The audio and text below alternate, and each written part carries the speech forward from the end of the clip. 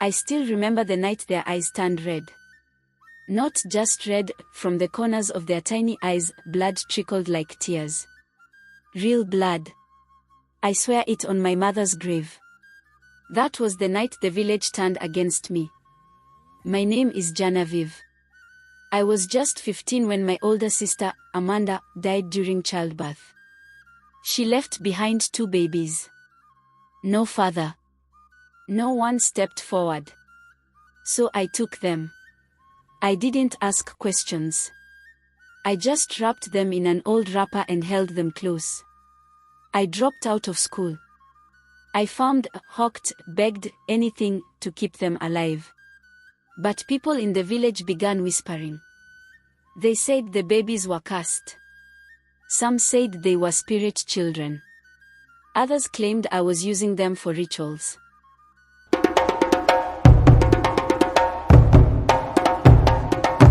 One night, I heard drums. Then screams. Then footsteps. My door shook like a wild animal was trying to break in. They came for the twins. Old women in white cloth. Men with torches. They said they came to cleanse the village. I stood there shaking, with one baby on my back and the other in my arms. Then one of the babies began to cry, and the blood came down their cheeks. I screamed. And everything went black. When I woke up, I was on the cold ground outside our hut. The door was broken. The fire was out. The twins were gone. I screamed until my throat hurt. I called their names even though they didn't have names yet. I just called my babies. My babies. Then I saw him. A tall man, wearing a faded red cap and no shoes, walking out from the trees with something tied around his shoulder. A rope. My heart stopped. He looked at me, then slowly untied the cloth. Inside it were my babies. Alive. Crying. He dropped them at my feet and said they were going to burn them. I told them you were just a girl, not a witch. But next time, I won't stop them. I held the twins close. My hands were shaking. The man turned and disappeared into the forest. That was the beginning. After that night, things got worse. People spit when they saw me. I wasn't allowed to buy food from the market. I wasn't allowed near the stream. Mothers told their children to stay away. Someone hung a dead chicken on my door. One of the twins started coughing blood. But I couldn't cry. I just held them tighter and waited for the next attack. I tried to pretend life was normal. I tied one twin to my back, carried the other in front, and walked to the only school in the village. I stood at the gate, begging to be let back in. The headmaster shook his head. "We don't allow witches here," he said loud enough for everyone to hear. I stood there, frozen, as students laughed and threw stones. One boy shouted, "Go feed your demon babies." I walked home crying, my feet bleeding from the hot sand road. When I got to our hut, the door was open again. Someone had written something on the wall in charcoal. "Give them up or die." I wiped it off quickly. I didn't want the babies to see it. I don't know why, I just didn't. That night, I heard the sound again. Not drums. Not footsteps. Crying. But not from the babies. From outside. I opened the door slowly, holding a kitchen knife. There was nothing there. Then I looked up and saw it. A doll tied with red thread hanging from a tree branch. Its eyes were bleeding. I looked closer. It was wearing the exact same wrapper I used to carry the twins. I didn't sleep that night. Not even a little. The next morning, I took the twins and walked far from the village. I didn't know where I was going, just away. But my feet took me to the oldest tree in our land. We call it Iroko. No one goes near it. They say spirits live there. I was tired. My legs were weak. So I sat under it. That's when I saw her. An old woman, sitting like she had been waiting for me. Her skin was wrinkled like tree bark, and her eyes were white like milk. You brought the moon children, she said without looking at me. I tried to stand up, but my legs failed. She touched the twins and smiled. They will bring light or they will bring death. The village is afraid because they see truth, and truth burns. I didn't understand. I asked who she was. She said, I was once like you. They burned my own child at the stake. You must not give up. Then she reached into her wrapper and gave me something, a small black stone with a red mark on it. Keep this with them always, she said. I blinked. She was gone. Only wind and silence remained. The twins were sleeping, but smiling. That night, I lit a small fire outside our hut to cook yam. The twins were wrapped up and sleeping beside me. I held the black stone the old woman gave me. It was warm. Almost too warm. I hid it inside their wrapper. Then I saw something in the fire. Eyes. Not like in a dream, real, blinking eyes deep inside the flames. Watching me. I jumped back, heart beating fast. The fire cracked louder, like it was laughing. Then I heard my sister's voice. Janeviv. I froze. She had been dead for 4 months. I buried her myself. But now, her voice was calling me. Janeviv, don't let them take my children. I wanted to scream, but my mouth felt locked. Then the flames rose higher, and I saw her. My sister. Her face burned and melted. Holding out her arms. Reaching for the babies. I grabbed sand and threw it into the fire. It died out at once. The twins woke up, both crying at the same time. I looked down. The black stone had turned cold. And the words "don't trust them" were carved into the sand beside me. But no one had written them. I didn't sleep. Again. 3 days later, the pastor came to our hut. I heard him before I saw him, singing loud hymns and praying in tongues. Behind him were 5 church women, holding anointing oil and crosses. He didn't greet me. He just pointed. These are not normal children. I stood in front of the twins. They are just babies. He laughed. Babies don't cry blood. This is a battle between light and darkness. We must cast it out. I said no. He pushed me aside. He laid hands on one of the twins. The baby started shaking. The women clapped and shouted, "Holy Ghost fire." Then, the twins' eyes rolled back, and suddenly, everything stopped. Stillness. No sound. No movement. The air felt frozen. Then, one of the church women dropped to the ground, screaming. "Something is inside me," she shouted, clawing at her own face. The pastor shouted louder prayers. Then, he fell too. His nose bleeding. His eyes wide. Like he saw something behind me. I turned. The twins were glowing. A faint, soft light around them. I grabbed them and ran inside, locking the door. No one has come back from that church to our house since. The next day, the pastor went blind. I didn't open the door for 2 days. I fed the twins Gary water and sang old songs to keep them calm. I was scared. I didn't know what the twins were, but I knew they were still my family. On the 3rd day, I found a paper under the doormat. A torn piece of brown envelope with shaky handwriting. They are not safe here. Come to the broken bridge at midnight. Come alone. No name. No sign. Just that. I hid the twins with Mrs. Ngozi Felix, the only woman who still talked to me. I didn't tell her where I was going. That night, I walked to the old broken bridge on the edge of the forest. The moon was full. I stood there shaking, waiting. Then I saw a boy. Maybe 16 or 17. Thin. Dirty.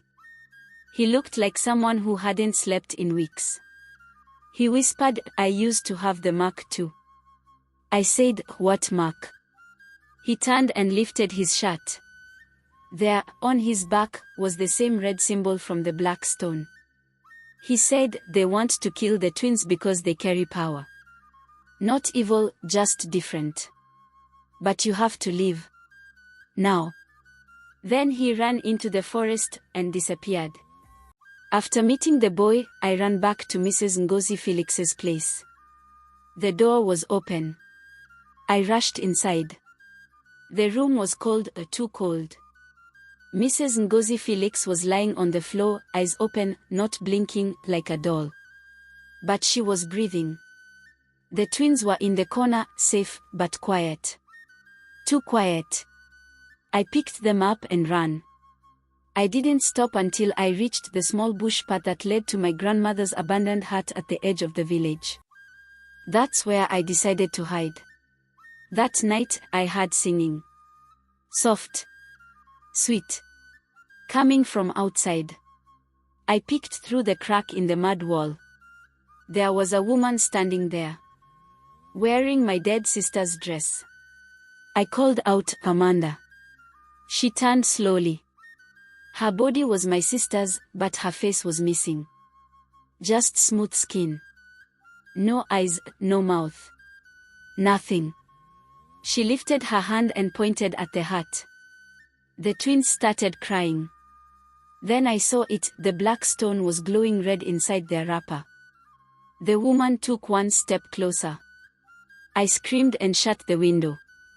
When I opened it again, she was gone. But burned into the dirt outside was a message. "Return them or she'll come back for you." The next day, I wanted to leave the village. I packed boiled yam, water, wrapper, and the black stone. I tied the twins close to my body and set out through the forest path that led to the next town. But as I walked, I heard it. A whisper. Faint. Inside my ear. "Leave them, or you'll never leave this place." I turned. No one. I kept walking faster. The whisper came again, stronger. "You're not their mother." I stopped. Then I saw something in the bushes. A cradle. Rocking itself. Alone. I stepped closer. Inside the cradle was a baby, my sister's face. But her mouth was open, and spiders were crawling out of it. I turned to run, then tripped and fell hard. When I looked up, the cradle was gone. And the twins were both crying. But not like normal crying. Their voices were deep. Like adults. Saying the same word over and over. "Stay." My heart dropped. I grabbed them and ran until my legs gave out. I collapsed under a kola tree. There, in the red dust, the black stone slipped from the wrapper. It had changed again. Now it had a crack, and something inside was moving. Crawling. Alive. I stared at the stone. The crack was wide now, and something inside was shifting, like it was breathing. Slow. Heavy. I picked it up with a leaf. It was hot. Then the crack split open, and a black worm with red eyes wriggled out. It moved toward the twins. I screamed and stepped on it with all my strength. But when I lifted my foot, it was gone. No blood. Nobody. Nothing. Only a burnt mark on the ground shaped like two small hands. The twins were quiet. Staring at me. I felt dizzy. My ears started ringing. I saw things, my sister's face in the trees, the faceless woman behind me, the whispering boy. All flashing in my head. Then everything went black. When I woke up, I was in a stranger's house. A woman with short hair and city clothes sat beside me. She said, "My name is Abigail." I saw everything. I asked, "Where are the twins?" She said, "Safe. For now." Then she said something that made my blood run cold. "They are not the first. And they are not the last. But they are the most powerful." I wanted to run. But she locked the door. And smiled. Abigail's house was strange. Too clean. Too quiet. No windows. Just one flickering light bulb. She brought me food I didn't touch. She said, "The twins are resting. You'll see them soon." But when I tried the door, it was locked. From the outside. I asked again, "Where are my babies?" She smiled like she didn't hear me. Then she pulled out a book, thick, old, leather-covered. Inside were pictures of children. Some were smiling. Some crying blood. Some on fire. She pointed to one picture. It looked exactly like one of the twins. "His name was Ikena," she said. "Born 70 years ago. Burned alive in a cleansing ritual. But he came back. Again. And again." My hands went cold. She whispered, "Your twins are not just children. They are vessels. And every village they are born into tries to destroy them. But they always return." Then she looked me in the eyes. "And you, Janeviv, you're the chosen keeper. That's why the spirits won't kill you. Yet." I stood up and shouted, "Let me see them." She smiled. And slowly opened a side door. The twins were inside. Sitting up. Awake. Glowing. But their eyes were not their eyes anymore. They were someone else's. Watching me. I looked into the twins' eyes. They were not babies anymore. Their eyes were dark, deep pools filled with faces I knew. Old men, women, children from the village who had disappeared over the years. I felt a cold hand squeeze my heart. "Why?" I whispered. Abigail said, "These spirits need a home. They use the twins to live again. That is why the village hates them, they fear what they do not understand." I wanted to run. But the twins reached out to me. Their small hands were cold and hard. Suddenly, the room grew darker. The shadows on the walls twisted and formed shapes, faces screaming, crying, begging. I closed my eyes. When I opened them, the twins were smiling. But the smile was wrong. Too wide. Too sharp. I felt sick. I asked Abigail, "What will happen to them?" She said softly, "If you keep them safe, the village will burn. If you give them up, you will lose your soul." I didn't understand. I only knew one thing. I would never let them go. Because they were all I had left. That night, I stayed in the small room with the twins. I wanted to protect them, no matter what. The moon was full, casting strange shadows through the cracks in the walls. I tried to sleep, but my heart beat so loud, I thought the twins might hear. At midnight, everything changed. The twins woke with loud screams, piercing and sharp. Their tiny bodies twisted as if they fought something inside. I reached for their hands, but they pushed me away like I was a stranger. Then the room grew icy cold. My breath came out in white clouds. The shadows on the walls began to move. I saw a tall, dark figure with glowing red eyes. It whispered in a voice like cracking bones, "Return us, or burn." I shouted, "I won't let you hurt my babies." The figure laughed, a terrible, cracking sound. Suddenly, the twins' eyes glowed bright red. The room spun and I fell backward. When I opened my eyes, the figure was gone. The twins were asleep, peaceful again. But I knew this was only the beginning. Something dangerous lived inside them, and it was hungry. The next morning, Abigail came back with a strange smile. She said, "There is a way out. You can take the twins away." "Far away?" I asked. "Where? How?" She whispered, "There is a place in another country. They want to help. A school where the twins can be safe. You will have a new life." I wanted to believe her. But fear gripped my heart. "Why help us?" I asked. She looked away. "Because they want to see the twins' power. And because you cannot protect them forever." I thought about the village. The insults. The threats. The black stone. The shadows. But I also thought about the twins, my only family. I said, "What do I have to do?" She handed me a small envelope with papers. "Leave tonight. A plane will wait for you in the city. Don't tell anyone. They will try to stop you." I felt hope for the first time in months. But as I turned to leave, I heard the twins whisper, "Don't trust her." I froze. What had I gotten into? That night, I packed a small bag for me and the twins. The papers Abigail gave me had tickets, passports, and a note, "Trust no one." My heart pounded as I held the twins close. They slept quietly, unaware of the danger. I left Mrs. Ngozi Felix's hut silently, moving through the dark streets toward the city. But something was wrong. The village was too quiet.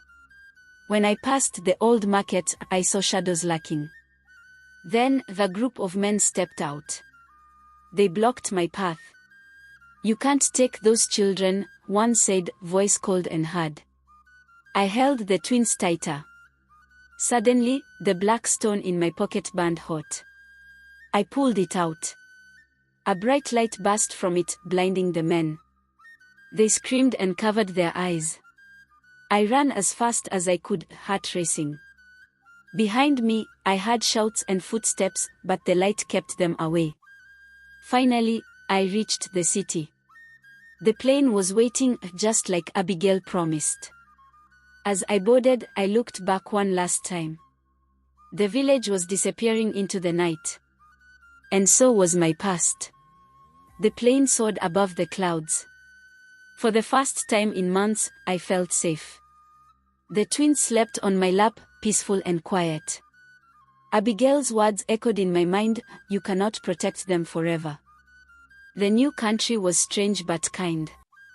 People smiled, and no one whispered about the twins. We went to the school Abigail promised, the place for children like them. Teachers were gentle, and the twins started to learn. But at night, the shadows followed me. I saw the faceless woman in my dreams. I heard my sister's voice calling me to return. One evening, the twins woke, eyes glowing faint red. They whispered, "We remember." I asked, "Remember what?" But they only smiled. Then, in the corner of the room, a shadow moved. I reached for the black stone. The battle was not over. I realized the twins' power was a curse and a blessing. And the village was just the beginning. That last night felt different, heavier than before. The faceless woman appeared again by the window, her smooth skin shining under the moonlight. She whispered, "Return the twins, or everything you love will burn." I hugged the twins tightly, feeling their warmth despite the cold air. Suddenly, their eyes snapped open, deep red, glowing like fire. In perfect unison, they said, "We don't want to leave. This is our home now." Tears rolled down my cheeks. Then, a shocking truth hit me like lightning. The twins were not cursed, they were protectors. They carried the spirits of those lost in the village, trapped souls needing a home. The village feared what they didn't understand. Abigail's help wasn't pure. She wanted to control the twins' power for herself. The black stone was the key to that power. If I handed it over, the twins' spirits would be stolen forever. I gripped the stone tightly, feeling its pulse with mine. The faceless woman vanished. I whispered softly, "We will stay together." The twins smiled, real, warm smiles. For the first time, hope blossomed. Some stories don't end with fear. They end with fierce love. At the start, a young girl was forced to carry a heavy burden, raising her late sister's twins amidst fear and judgment. Her journey was full of danger, whispers, then shadows that threatened to tear her apart. But through every trial, she showed fierce love and unbreakable courage. This story reminds us that even in the darkest places, family and hope can shine brightest. No matter how dark and difficult life becomes, love and resilience can protect us through the hardest trials. True strength lies in standing firm for family even when the world misunderstands or fears you. Sometimes, those who seem different carry the greatest power and purpose. Courage means accepting your truth and fighting for what matters most. In the end, love is the strongest magic of all. At the heart of every tale lies a lesson. In Twins-Blooded Secrets, what do you think the story teaches us about love, fear, and resilience? Janeviv's journey is one of survival, sacrifice, and facing the darkness head-on. What does it say about standing up for what you love, even when everyone else is afraid? Drop your thoughts below, we'd love to hear your perspective. The end. Thanks for watching. If you enjoyed the story, give us a thumbs up and share your thoughts in the comments below. Don't forget to like, share, and subscribe for more content. Hit the notification bell to stay updated. Your support means everything to us.